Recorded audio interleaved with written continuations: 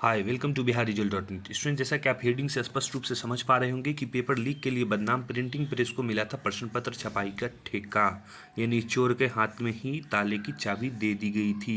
ये आर्टिकल आज के प्रभात खबर के पटना संस्करण से मैंने लिया है, जिसमें बीपीएससी TRE 3 से के पेपर लीक और प्रिंटिंग प्रेस से संबंधित आर्टिकल दिया गया है। तो आइए आगे आप देखेंगे इन्होंने क्या लिखा है। तो आप देखेंगे लिखा हुआ है कि बिहार की शिक्षक भर्ती परीक्षा के तीसरे चरण में हुए पेपर लीक मामले के में जांच के दौरान परतें खुल रही है। रिमांड पर लिए गए अभियुक्तों से हुई पूछताछ और बरामद दस्तावेज की जांच में खुलासा हुआ है कि जिस प्रिंटिंग प्रेस को प्रश्न पत्र की छपाई का ठेका मिला था, वहां से पहले से कुछ प्रतियोगिता परीक्षा के प्रश्न पत्र लीक हुए थे। तो आप समझ पा रहे होंगे कि जिस प्रिंटिंग प्रेस को ठेका मिला था वहाँ उसने पहले ही पत्र लीक कराया था। यही नहीं, कोलकाता के इस प्रिंटिंग प्रेस के मालिक प्रश्न पत्र लीक के आरोप में पहले भी जेल जा चुके हैं, ऐसा उनका कहना है। आर्थिक अपराध इकाई इस बात की जांच कर रही है कि बीपीएससी ने पहले से बदनाम प्रिंटिंग प्रेस को ही प्रश्न पत्र की छपाई का काम क्यों दिया।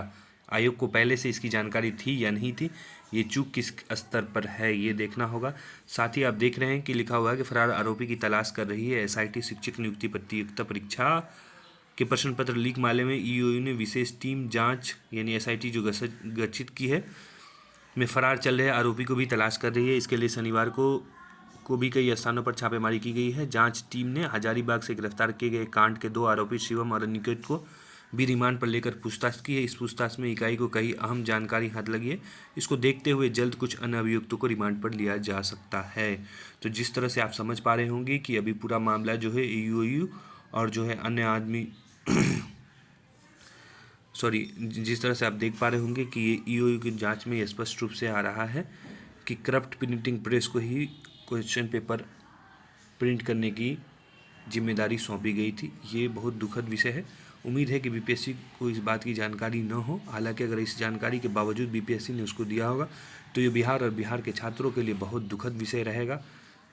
तो अब आगे देखना है कि ईओयू क्या स्वतंत्र रूप से सभी दोषी को कार्रवाई करे, दोषी को सज़ा दिला पाती है या नहीं, या फिर किसी सरकारी दबाव में आकर जिस तरह से अन्य परीक्षा को गोल मोल करके उनकी जांच को बंद कर दिया जाता है उस तरह से ही होगा।